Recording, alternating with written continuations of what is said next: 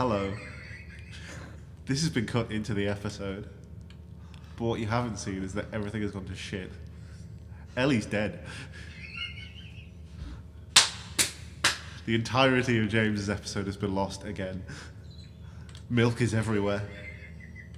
And I'm going to play a song called You Know You're Right.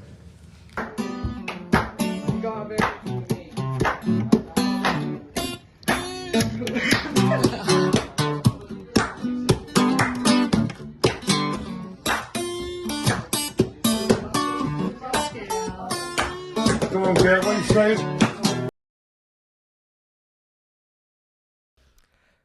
Hello, and welcome back to the Red Shutter Club. That was aggressive. Thank you. You're only the second person to do that. Who was the first? I'll let you take a guess. I feel like John Lindsay. No. Ooh. How many guesses do I get? As many as you want. Jamie. Yeah. Mia. There we go. But you Good didn't have the nice little sound effect after him. Oh, goodness. All right, so I am here today with some guy. Hi. Does not look. Camera 1, camera 2, camera 3. Hi. You're not visible in that camera. Probably not. Hi. How you doing? Danny man, dandy. I'm also Dandy. Hi, my name's Guy. There it is. guymakesmusic.com. Do you know what? If nothing else, on this show about marketing and music, the brand is consistent with me. Everyone knows the app. Everyone knows the website. I've got it drilled into the general public. Absolutely. That's actually... I love drilling the general public. I'm sorry. That's how most people introduce you, is it not? It for some reason, yeah. Yeah. I have had this for years. Like before, I was just going by my own name. Yeah. Whatever band I was in, if there was an MC at the gig, they would get the name wrong. If there was someone putting the poster together, they'd get the name wrong, and I would have to message or call them and correct them, or just say in the moment, "Sorry, he got the name wrong. It's this instead." Yeah. And for months when I started just going by, I started going by Guy when I did an EP in 2016, and people were just like, it's just Guy. And it's like, yes. And then they'd go, just Guy. And it's like, everyone has consistently, and to be fair, this is a problem from before it was my artist name. Yeah. It's just, that is my birth name. That is on my birth certificate. And consistently, I get a response of, Guy, that word is your name. It's like, yes. Do you not just keep your birth certificate in your pocket? I'm Be like, so I tempted. have receipts. I am honestly, I'm really tempted to do that, and just I need to get cards yes, my name is Guy. Yes, my mother was hormonal. That just needs to be the general consensus. You know, you need a permanent "Hello, my name is" sticker, on the back of your hand. So if they're like, "Is your name Guy?" Just. So is that my next tattoo? I think so. I think there we go. Do you have tattoos? I have one tattoo. Oh, I did not know that. Yeah, is it a Smurfs tramp stamp or something? It is not. Damn it. Damn. But yeah, it's just been one of those things of people consistently get Guy wrong. They go for just Guy. They've started now just going to the out of Guy makes music. They have just gone for random different things around it. It's like some guy, that guy, this guy, and it's just it is one 3-letter word. Yeah. Come on. But at least with Guy makes music, it's it's consistent. People will then be able to go and find it. Yeah. I'm not gonna lie, searching my name on Spotify is hard. You got to have the name and then a release I've done to find me. Yeah. But Guy makes music. yeah, That's easy. exactly. I mean, I think people with band names and stuff anyway, people sometimes get a bit baffled. True. Because all my stuff, even though I'm always introduced as just Shannon Peterson, or as Prowsey says, Peterson, and he started body rolling, which is a little concerning. Ooh, put a little stank on it.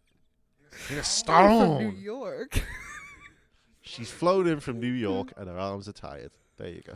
Yeah, I don't think he's used that one yet. No. I'm down to 5p for my per diem, by the way. Ooh. Bad. Yeah. Nonetheless. What was I saying? Oh yeah. All my stuff online is under draft 5 because I thought anonymity was real sexy when I first was like, oh, I'm gonna do music, but I don't want anyone to know that it's me. That's a mistake now, but it's fine. We're going with it. So I'll be like, oh, it's draft 5. What?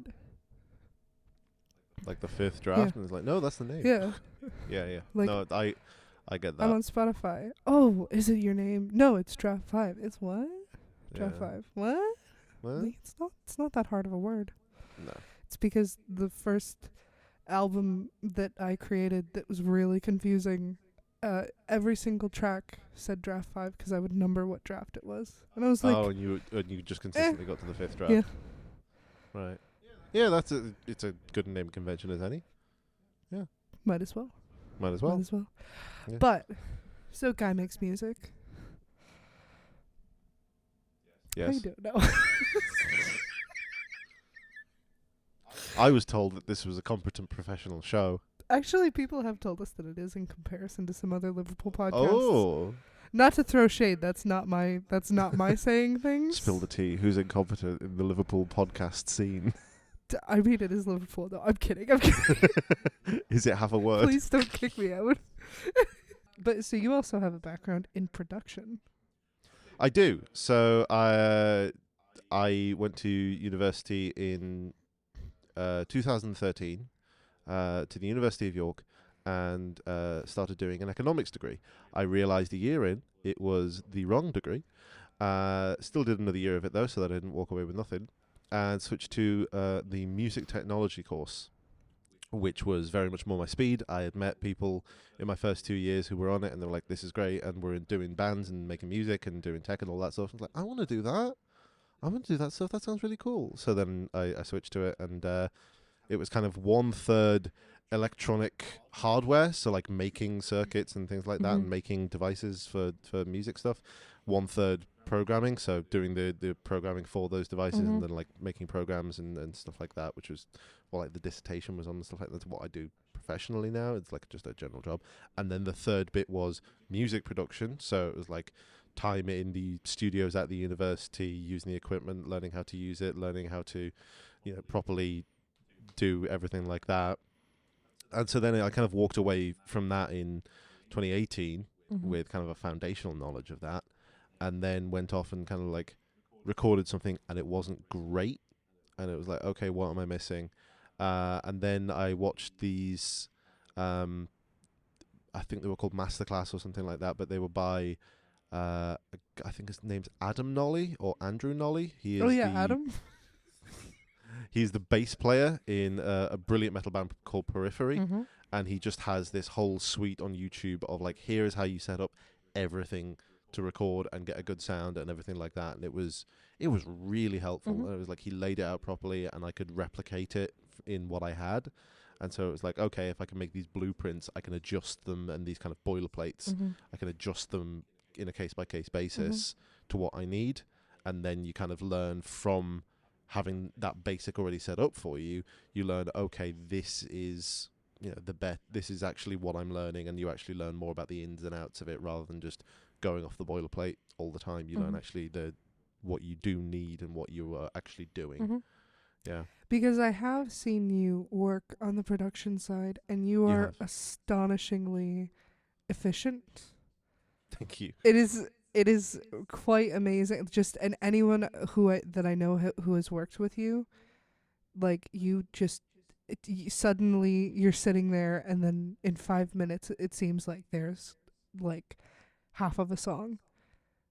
So is that building those templates? I think it starts off with building those templates. You if you have like your electric rhythm guitar preset, and you can go, okay, I know that I'm going to be double tracking these guitars. There's going to be one on the left, one on the right. I know they need to sound the same, so the effect is going to be the same left and right. What I need to do is just record it and make sure that it's good takes. If you have people who are competent and can do good takes on their own music and know what they're playing, it becomes really quick. Mhm. You know, if you know what you're setting up beforehand, you can get someone in and get a first draft of something out, draft 1. You only get 5 though. There you go. You only get 5. You can get draft 1 done pretty quickly, just based off, okay, there are standards to everything you're going to do and general ways that you're going to want something to be. Like your kick, your snare, your bass, and your lead vocal are all going to want to be center panned. Mm-hmm. If you're doing electric rhythm guitar in a vaguely rock style, you're going to want it hard panned left and right.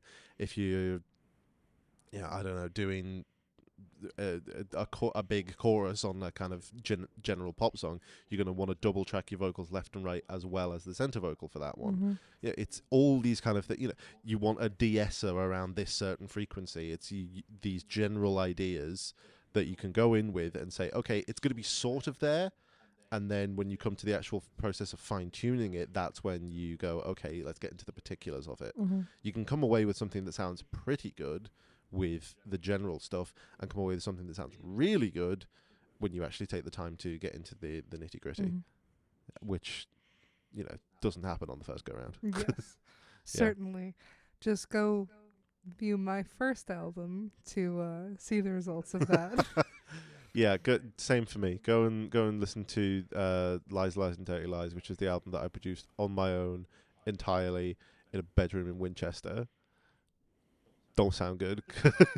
Or some of it sounds all right. Some of it needs a lot of work. I find that I was a lot harder on myself in the moment, and looking back, I'm like, actually, that it's not as bad as I thought it was. It's not studio quality. There are some things where I needed to be harder on myself earlier. So like there's an EP that I did I put it out in 2016. I don't remember when I recorded it, but it was a 3-track EP, like the bare minimum for something you could call an EP. But the songs were all right. The recording was iffy because basically I hadn't taken the time to figure out the live sound, and we just recorded the live sound and it sounded tinny and horrible. Yeah. And so then that one was recorded at uni, and the poor mix and master engineer that was doing it as a favor because he was a mate, he was just like, this doesn't sound great, but he kind of had to work with it the best he could. And some of it sounds all right, but it's like we just needed to take more time or do it in a way that it was more malleable in the end product. Yeah. Which is what you learn over time. Which is what you learn, and you preferably you learn something from anything you do. Especially if I believe you had a project last year. I did. Where you decided that it would be a really, really great idea to release 1 single a month for a year. Yeah. It wasn't, viewer. It was not a good idea. Essentially, I had this idea of okay, I want to do my 3rd album. I'm kind of fallen out of love a little bit with doing this, and if it's going to be my last one, I kind of want to do it in a big way.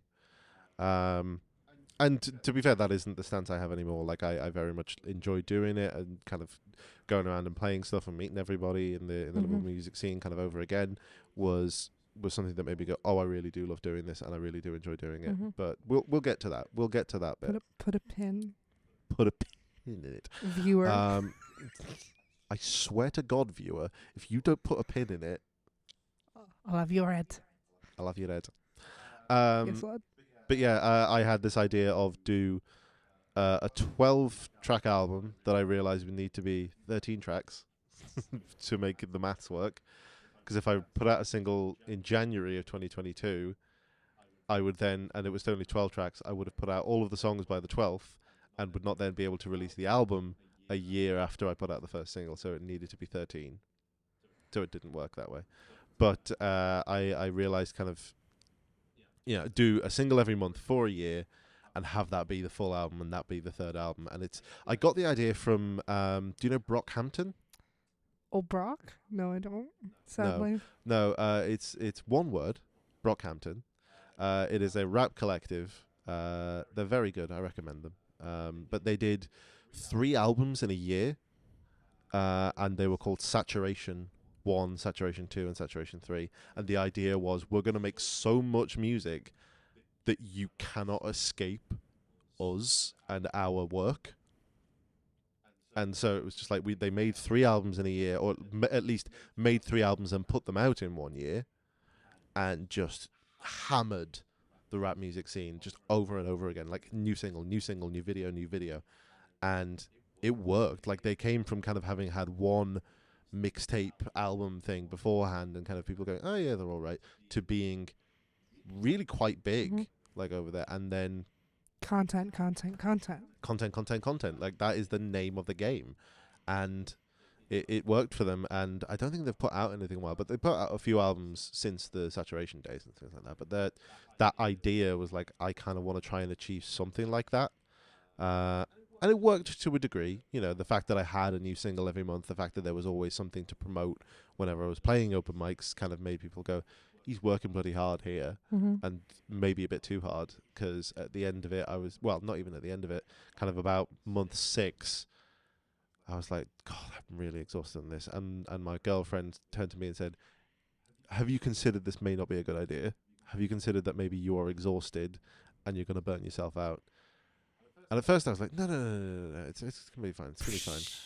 And then kind of a plan for a music video fell through, and it was like, okay, maybe I am exhausted, but I need to take a break from this. Maybe that is the case. Maybe my girlfriend is right. You hear that, Lucy? Maybe Lucy is right. Yeah, but shout out to Lucy. Shout out the G, the absolute G. What was I saying?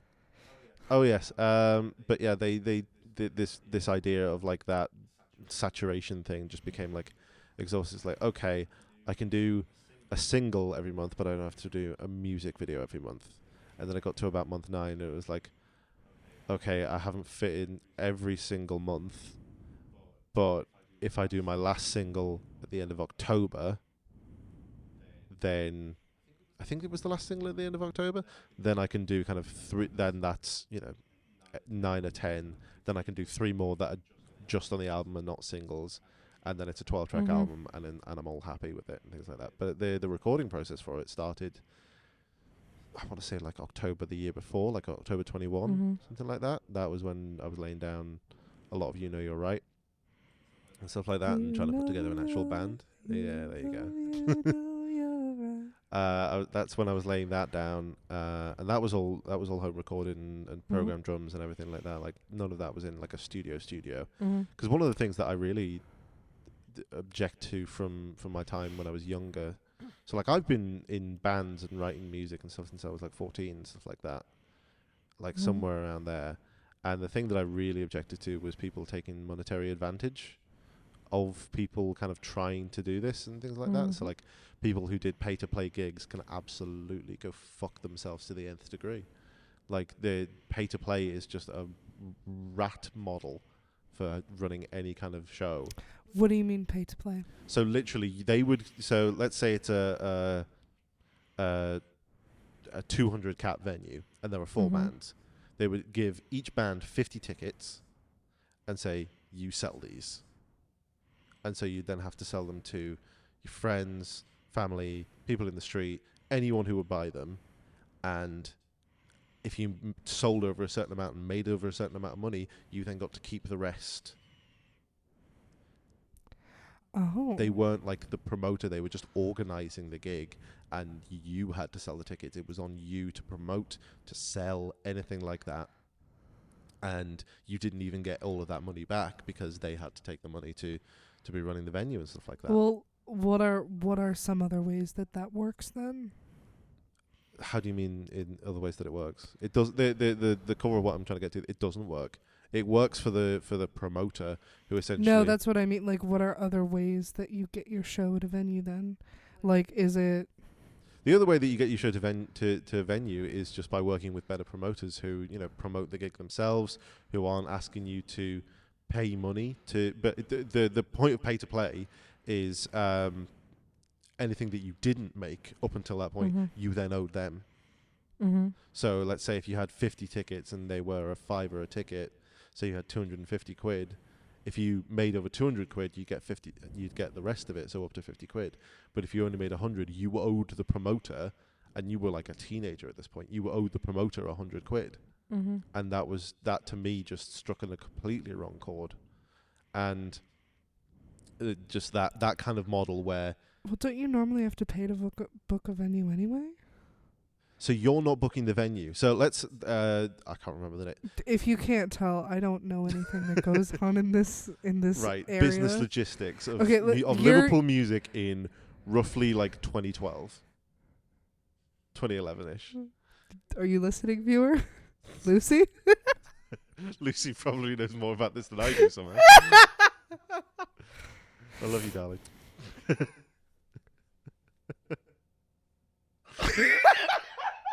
I'm literally just here to just upset Shannon. But no, I'm trying to think of just a promoter name that isn't actually a promoter name.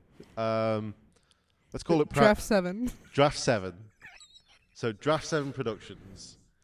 There are, let's say, 4 bands of like 15-year-olds looking for gigs from around Liverpool. And Draft 7 says to them, hey, you can play the O2 Academy 2 or something like that. And we're putting on a band showcase and you can play this gig. It's a 200 capacity venue. Here's 50 tickets for you to sell to each of the bands. And so then they go away. Draft 7 has maybe paid like 100 quid to use the venue for the night and get an engineer, maybe a little more if there's going to be an engineer and everything like that. Whatever the number would be. And so then they're raking in like £800 minimum with a £100 cost, so a £700 profit of one night, and that's if all the bands sell the tickets. Except it isn't, because even if the bands don't sell their tickets, they take that money from the bands. So the promoter makes a lot of money. The bands often would lose money. And essentially, thankfully, it's a model that somewhat died out because everyone saw it for the bullshit that it was. But that kind of the cost model was what I objected to. So the way that costed money, and the way that studio time is so expensive and yet can just be wasted. You can be sitting there for a long time while a drummer sets up a kit, and then it's like, oh, I'm figuring this out, or a bass player comes in and it's like, oh, I haven't practiced this part as much as I should. And it's like, okay, let's take a second and figure this out here. What I now prefer to do is, if I'm going to use a studio, which is very rare, I'm going to work out everything to the nth degree at home in my home studio. Know all my harmony tracks, all my guitar parts, the way that the drums are meant to go, everything like that, and have that recorded. And to many people, that would be a demo, like a good demo, but a demo. And it's like, but why would that need to be anything more to be a record? You've got this. People have got this hang up about production quality. We have the technology. We have the technology. We can do it. Back in the day, it needed to be a demo. Yeah. Because you just physically couldn't achieve those things without a studio a lot of the time. No. But now... No, you absolutely can. This is the studio. Yeah, funny enough. Funny enough, before this... Actually, you know what I heard the other day? What? I think his name is something... Steve Lacy or something? I know. I vaguely Dark know that. Red. Something bad is about to happen to yeah. me. He records all of that on his phone. Really? 100% on his phone. It's genuinely some of the stuff that people do on phones is wild. Yeah, not even a proper mic. No. Like, he has an electric guitar. He just puts one of those, what is it, a pop filter. Pop filter. Yeah. Over the phone's microphone and just sings like that. Yeah. I mean, it's the prime example I think of that is Billie Eilish and her brother Phineas. Yes. So Billie Eilish? Billie Eilish's. Their production setup for that first album was literally just his bedroom and a Mac and like one compressor hardware thing. But everything was kind of recorded in a tiny little room, no like proper soundproofing, no massive amounts of equipment, like little bits here and there. And it made for a stonking album. Like When We All Fall Asleep, Where Do We Go is a brilliant album. Is that the one that was made in the bedroom? I think so. That and the the EP she did before that, but The I can't, yellow the one. yellow one with the red ladder on it. Yeah. Yeah. But that first album, but he recorded all sorts of stuff outside with his phone. Like there's a sound on Bad Guy. It's the traffic lights. It's traffic lights in Australia, and it's mad. But that kind of thought process of how can I? It's DIY. It's that kind of almost quite punk rock attitude of like, why would I give you money to do this? Why are you trying to profit off what I'm doing? Yeah. I can do this without you. I can do it myself. Yeah, exactly. And even I think it's in Barry Friend is the like drills when she's at the dentist. Yeah. Like it's crazy. I always apologies. Tangent. When I first discovered Billie Eilish, it was in like 2019, 2020. I was home because of COVID. Right. And I said something to my dad of like, oh no, I really kind of like their stuff. They have a Pink Floyd vibe in the way they create their music. And my dad looked at me like I was insane. But it's that like just throwing in random sounds and absolutely. making them work. Yeah. Hot take. There was this sound that I recorded a while ago. So my flat has like a shower screen door sort of thing, but it's on a hinge. Yeah. But clearly it's not been well maintained. Yeah. So it just makes this piercing noise. And do you want some WD-40? You kind of do, but then at the same time you kind of want to sample the noise. Fair. And so like I had it recorded on my phone. I was like, I'm going to use this, and I've never used it. Just because like I don't know what to do with it. I don't know where to go from having this sound, or like where to put it. But I'll figure it out someday. Someday. It's one of those things that a little while ago, I can't remember how many weeks ago it was. We were at the Belvedere open mic, and I played a cover of Billie Eilish, and I remember seeing your face in the corner go,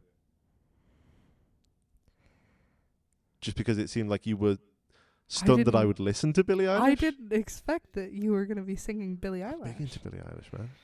It's one of those things. Great. I have a very weird, eclectic kind of selection of music that I like. Yeah. Just because of the way that I got into music. So like time to go down memory lane and think of all the ways that I randomly got into bits of music. All right. Well, I'm going to sit back. May as well. So I'll try and make it quick. So background is my dad's a radio DJ, or was for a very long time. And so we kind of had generally the station that he was working on in the car a lot. So I would hear a lot of, if it was why is there Journey in the background? That's Don't Stop Believing. Matthew Street, baby. Yeah, hell it yeah. never stops. Girls Just Want to Have Fun will be every other song. Just as brilliant. And they do. It's great. So we generally had like whatever popular music was on at the moment, or like if it was a slightly late 80s station, kind of a lot of 80s, a lot of school runs were done to the tunes of Duran Duran sort of thing. As they should. Very true. And then Mum was kind of almost, I want to say kind of into a punk sort of thing in like the 70s and 80s. So like she listened to The Clash, listened to the Buzzcocks, kind of a lot of that era, but also a lot of David Bowie, Adam Ant, Hall & Oates, who I still can't stand to this day. Like, actually, Oates seems like a nice guy, but fuck Hall. But tell us how you really feel, guy. Really, hold nothing back. Do you know what? Thank you for giving me that freedom. I will. But I kind of just listened to whatever was on the radio. But then I was about 8 years old, and I got really into Busted, who had just become a thing. And it was like Busted was Ellie's nodding her head, and producer Ellie is just like, yeah. I don't know whether that's yes, I approve, or yeah, that adds up. It's probably both. It's probably both. But got really into Busted. Saw them down by the Albert Docks sort of thing. There was some sort of summer music thing in Liverpool. Saw them live, and I was like, that's the coolest thing I've ever seen. I want to do that. And like McFly was supporting as well. So it was like getting up on stage playing guitars is the coolest thing that I've ever seen. Yeah. Started learning guitar from there. And then I think I was about 12. Oh, sorry. From there, I got a CD from my mum. I think it was called Supercharged or something like that. Like, it was just a compilation CD. Mm-hmm. But as well as like Bustin' With Fly, it had like Avril Lavigne, Sum 41, Blink 182, like getting into your kind of more purebred pop punk. And that kind of, I had spiky hair for a long time. And then I was about 13 maybe. My friend's dad said, "You'll like this," and gave me a couple of DVDs of a sitcom from the 80s called The Young Ones. Mm-hmm. And it was a very kind of absurdist sitcom about students in a student house. And it was funny, it was weird. But the thing that's crucial to this is that it had a musical guest in the middle of every episode. Mm-hmm. Like, sometimes it was like Madness, sometimes it was The Dam, sometimes it was people you'd never heard of. But series 2, episode 1, it was Motorhead. And it was just like, okay, new coolest thing I've ever seen. And Well, also your music taste, it's not necessarily like you like a lot of groups here and musicians here that not a lot of English people even know of. yeah, 'Cause I think I had shared with you some of my uncle's old music hell yeah. because I cover their stuff a lot, and I was like, yeah, it has like Pearl Jam vibes or whatever, and Always up for Pearl Jam vibe. you were like, you've shown this to the one person in this city who actually knows what you mean. Well, it's one of those things of like that kind of heavier guitar driven stuff and the pop punk come together and kind of meet somewhere around that grunge vibe of Yeah. Nirvana, Pearl Jam, Smashing Pumpkins, Alice in Mhm. Chains. That kind of, there's a bit of heavy to it, And but the there's lack still of just like some enunciation. tune, just some banging. What? The lack of enunciation. The lack of enunciation. Yeah. Why would you need to enunciate? Eddie Vedder, 1998. Brilliant quote. That's what I live by. But yeah, that Motorhead got you into Metallica, got you into Slipknot, and kind of just heavier and heavier, Lamb of God sort of. Down the rabbit hole. Yeah. And we were at Sonosphere Festival, which was a very short-lived festival, part owned by Metallica, that kind of toured Europe. And when it was in the UK, it was at Nebworth down south. Mm-hmm. Nebworth, obviously, kind of a legendary outdoor venue. Oates did a legendary gig there. Led Zeppelin did a legendary gig. Kind of one of these spaces. Bizarrely, fun fact, the house, Nebworth Hall, is the exterior of Wayne Manor in Batman 1989. And the interior was used in Harry Potter and the Goblet of Fire. Would you look at that? A few fun facts for you. Anyway. Very fun fact. So that one festival I went to, and a couple of other festivals I went to around that time, because my dad got free tickets, just because being press and being What's your radio. dad's name? My dad is Mark Matthews. Mark. Shout out to Mark. Shout out Mark. And do you know what? Shout out Vicky, to be fair. Shout out my mum, because otherwise she would feel very left out. You know what, Vicky? Double the shout out Double for the you. shout out. Big up. But while I was there, it was because of my dad's radio station, and there were a lot of other people from the radio station there. Mm-hmm. And I can't remember. I think it was 2010 or I think it was 2010. One of the sub headliners on the second stage was the Mars Volta, and I'd never heard of the Mars Volta before. I was like, I listened to them a little bit to see if I was into them. I wasn't particularly. Yeah. But at the end of that day, they were like, okay, let's all go and see the Mars Volta. Then we'll go over to the main stage and see. I think it was Slipknot or Biffy Clyro headlining that day. Can't remember which. Yeah. And we all go there, and people kind of go into the crowd, and I'm left standing outside the crowd with a bloke called Tom Russell. Now, Tom Russell is a radio DJ that has been going since like the 70s. He's always been on like the rock and heavy metal side of things. He's a fucking legend. He's Scottish. Shout out, Tom. He's called the Beard of Doom because he's just got this big bushy beard with like beads and stuff in it. That was my nickname in high school, you know. Well done. Well The done. chair's going again. Whenever I laugh too hard, the chair, like the back of the chair just... Because This place is held together with fucking spit and blue tack. It is. You want to know where I got this chair? Please. At the entryway of the building. It was just there, and I was Oh, like, "This is mine now." Sick. Hey, that's upcycling. So I'm stood there with Tom Russell. Tom Russell, the Beard of Doom. To be fair, he put out an autobiography like a few years ago, like I think 2018, something around there. And the first Hashtag like not sponsored. 10, 15 pages Yeah. are all just like Ozzy Osbourne, John Bon Jovi, Angus Young, Brian Johnson, any rock legend you can think, just saying Tom's a good bloke, the reader's book. And like it's just a thick stack of like names and pictures and stuff like that. It's wild. Yeah. But I stood there with him, and I now think of him from this incident as like heavy metal Yoda, because he just turned to me and said, "You're not very into this, are you, guy?" I said to him, "No, Tom, I'm not." And he's like, "You're more on your headbangy stuff like your Slipknot. You're looking forward to them." I was like, yeah, I'm looking forward to that." And he said, "I want you to try something for me." I said, "I want you to plant your feet, and I want you to just sway to the music. Close your eyes, and just let yourself sway and feel the music through the ground. Viewers, join in. Give it a go." It was weird. But I did it, and it was like, oh, there's other stuff to be listening for and other stuff to be listening to. And so from that, I kind of started listening to more kind of not just in the rock and kind of metal sphere. It was kind of like, okay, let's listen to some more R&B stuff. Like I love Riley Ritchie. I think he's brilliant. A lot of rap stuff like Kendrick Lamar. I think To Pimp a Butterfly is one of the best albums they've ever made. And just these different bits to kind of enrich kind of what I was listening to and how I was listening to it. The one area that bizarrely I haven't really got into was folk. And despite that, I am surrounded by folk artists at this point. And it's just like I can't move for just guys with harmonicas and guitars.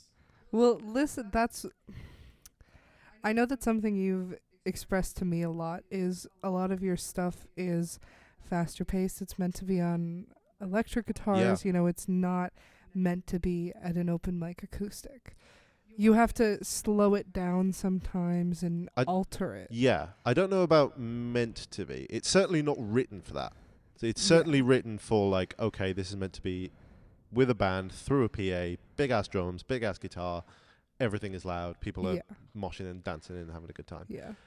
But then I think that a song's test is how far you can strip it down. Yeah.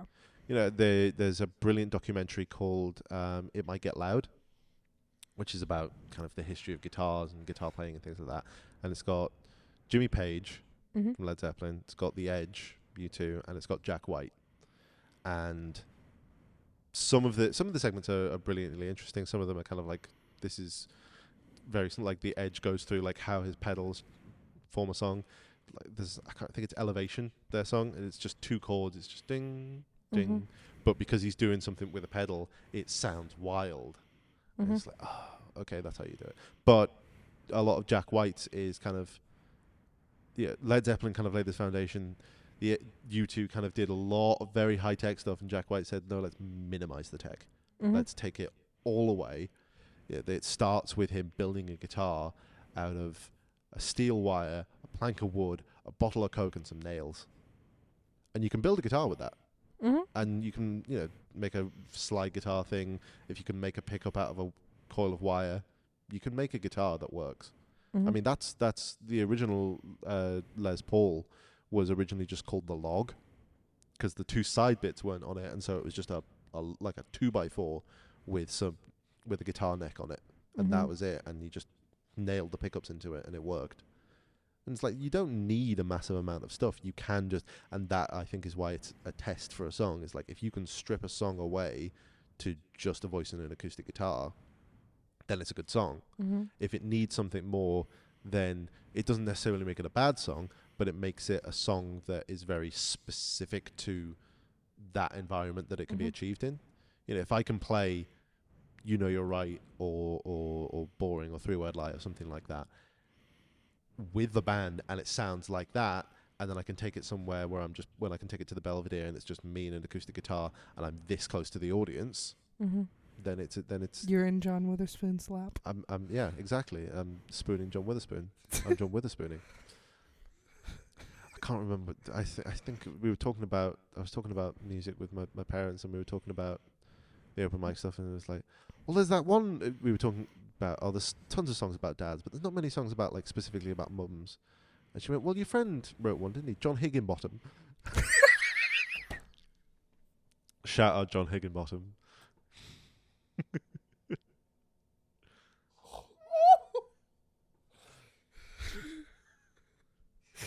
I'll usually put stuff on on my story when I'm at an open mic or something. It's nice to kind of share this side of things and try and convince my New York friends to come over. You were right.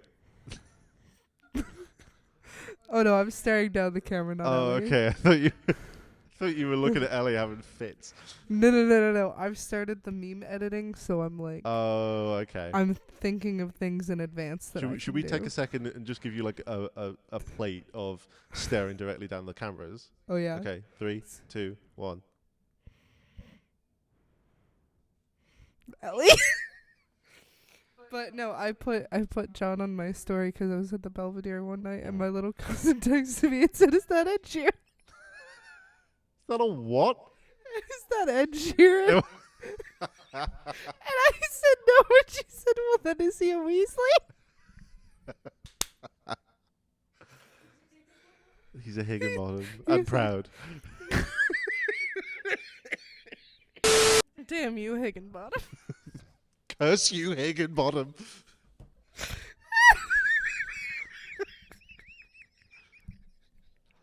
I rue the very day I heard the Higginbottom name. Stop! I don't know why that got me so much. I think we should all start calling him that. Just not it. See if we can like actually professionally bully him into changing his name. Oh. Down in the comments and on Instagram, hashtag Higginbottom. Hashtag Higginbottom. What would that be? Put it up on screen. H-double-G? Higginbottom. Higginbottom. Not A-N? Higgin? Higgin. That look Fucking for a made up name. It is not. No, dick. Higginbottom is a real person's name. Okay. Oh shit. Okay, it's fine. So what? Yeah, turn it off. So the card is full on my camera. So hello, can you make sure that one's filming then? Okay. So hello, beautiful people from the shitty iPhone 8 camera. Hi. The backup camera, as we discussed. Who knew that I was foreshadowing? I'll tell you who did though. John Higginbottom. Stop! Now I'm gonna laugh and that card's gonna fill up. We should actually discuss something. I think we've discussed enough. We have discussed enough. We've discussed a lot more than most people. I think out of Jamie's interview, genuinely 5 minutes was about music. His episode is 51 minutes. That's with editing. Yeah, that's cut down. Yeah.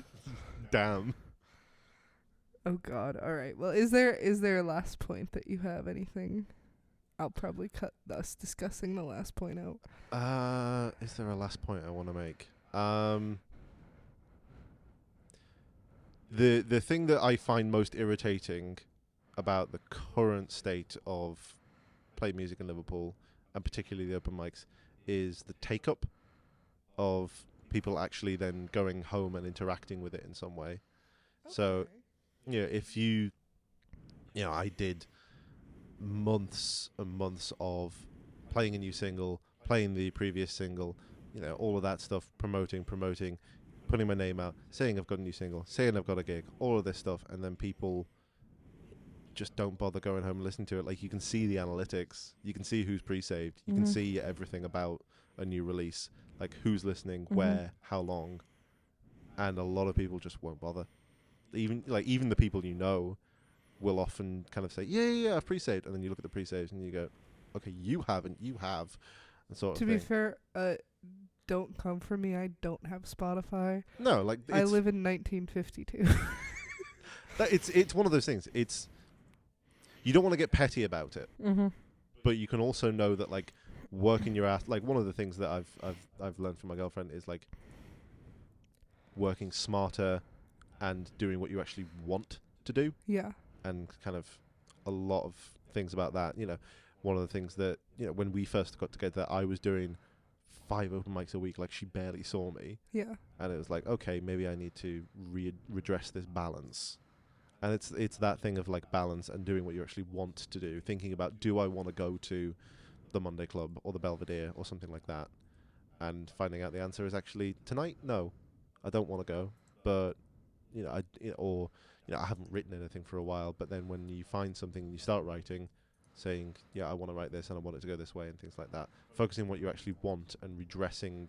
I've done a lot of readdressing my relationship with music and kind of how I work at it, which is why I haven't played a lot lately. You know, I put out an album in January and then promptly Now it's nap time. What? Now it's nap time.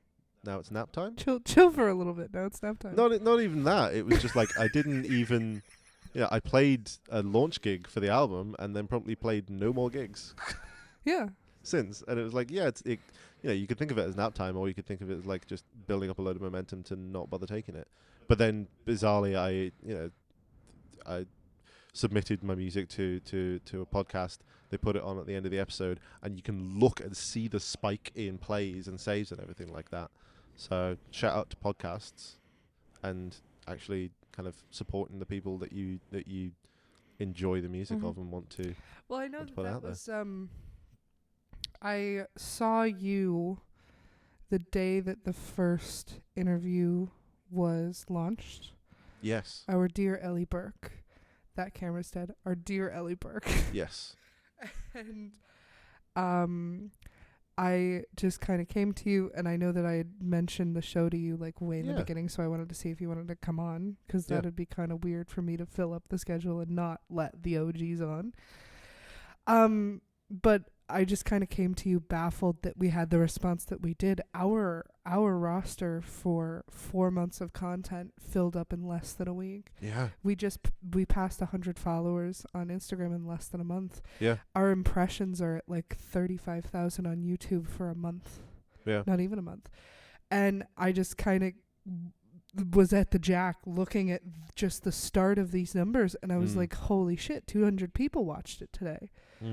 And you just looked at me and said, you mean in this incredibly supportive community full of people who care about each other? Wow. Who would have thought of that, Shannon? And it's funny enough, you whittle down the people who don't try and support you and the people who do, and you go, I'm going to hang out with them. Yeah. And they're going to be the people that support me and share it and share the episode of the podcast and listen to the music and all of that stuff. Bizarre little tangent before we call it on this. My barber is really into my music. Oh. Like he was just like, you know, it's like, I think I've only, you know, I've been for like a maximum like 5 cuts with him. It was like the second cut was like, what do you do? And he's like, well, I'm a software program engineer by day, but then I do a lot of music stuff as by well. night. And it was like, oh, what kind of stuff is it? And it was like, it's pop punk and grunge and stuff like that. It's like, I'm really into that. Show me stuff. And sent him like a link to the website, and he was like, I dig this. And now like he puts my music on his Instagram stories and things like that. Like has it on the playlist in the shop and things like that. It's just like just people who will support you, whether that be, you know, a fellow musician, whether that be someone who can just give your music a platform, whether that be a supportive partner.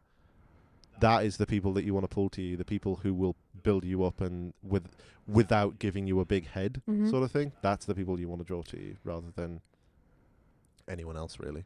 Oh yeah, totally. And even I know that because a lot of how you support people is through like pre-saves or sharing their stuff, sometimes I don't keep up on who's releasing what. No, but if I know someone tough. has a gig, I always offer to do the door.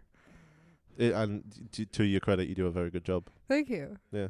It's lovely that whole security hat has become a gag at the gigs, because I have a nice little security hat that I may or may not use to sneak into events. Let's see, you get away with a lot. Is it like wearing high vis? Like if you wear a high vis jacket, you can just walk in anywhere. Is that High visibility? You know, there's like glowy green. Yeah. Yeah. I don't know what it's called in America, but it's not that. Fun fact. Right. But yeah, I like that that's become a thing, 'cause it was a thing at Ben Whitley's gig the other day, Yeah. and it was a thing at your gig, and I think there was another one. I don't think it was Jamie's, 'cause I didn't know Jamie. Who was it? Whose gig was I at? Oh, the Stamp. Oh, Yeah. right. Yeah. Security, take hold of them. It's just me. Yeah. Okay. All right. Yes, lad. But all right. So I think with that we'll head off to our couch concert.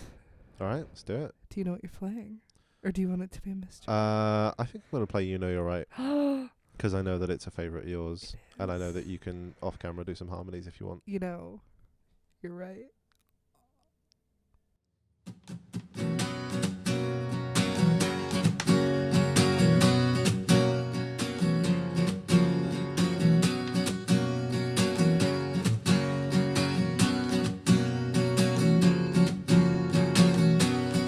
So goddamn self-assured, yet also goddamn bored, thinking you're so much better, yet everyone leaves you in fairer weather. High and proud, you're looking down on everyone around. You say your friends are so mundane, and they've got a crying shame. You never needed me to read your mind. You know you're right. You never wanted to be left behind. You know you're right.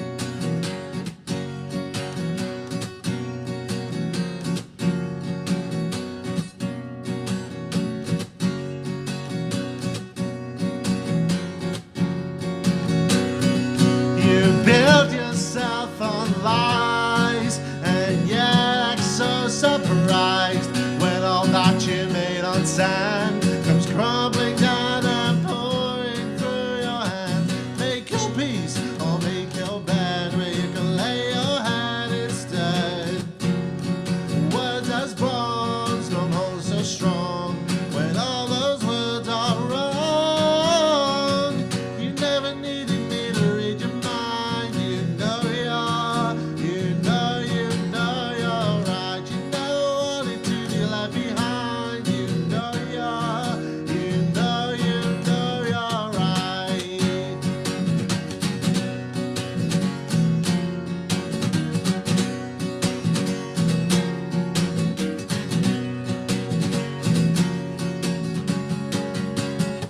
You never needed me to read your mind. You know you're right. You never wanted to be left behind. You know you're right. You're right. You're right. You're right. You're right. You're right. You're right. You're right. You're right. You're right. You're right.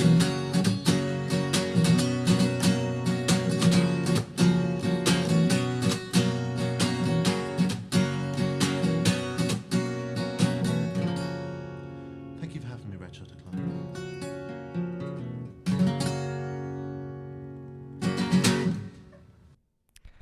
Thank you very much, Guy. You're That so was welcome. lovely. Thank you. Thank you so much for coming on the show. Yeah, it's been an absolute pleasure. Yeah. Yeah. Your goal was to annoy me. Did you achieve that? I like to think so. I'd like to think so too. So, is there anything you want to plug? Uh, Not that you have to, because everyone knows that your guymakesmusic.com. True. Yeah, the website is guymakesmusic.com. I put out an album in January. It is called You Will All Forget. I'm quite proud of it because I think it's a good album. All my other stuff is on there as well. All the socials, all the previous albums and things like that. I don't have any gigs or new releases coming up. I have an idea for maybe a new release, but we'll see. We'll see if that becomes anything. It might not. And there may or may not be some collaboration in the There future. may or may not. We shall see. All right. Well, Right. thank you so much for joining us. And ain't not a crying shame. You never needed me to read your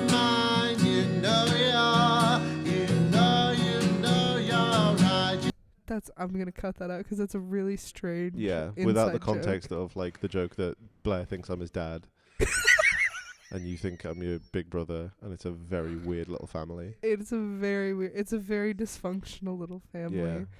especially because I'm Ellie's mom, and now she's threatening to beat up Ben, who's my little brother. So Ben's Hang your on, uncle. we need to draw out this family tree. Your uncle. We need to draw out this family tree. So if I'm Blair's dad, if I'm Blair's your nephew. Yeah. If I'm then your older brother. So if I'm your older brother, Blair is my son. Jeffrey goes to the store and buys If a plane leaving 26 bottles. if a train leaving San Francisco. You knew right where I was going.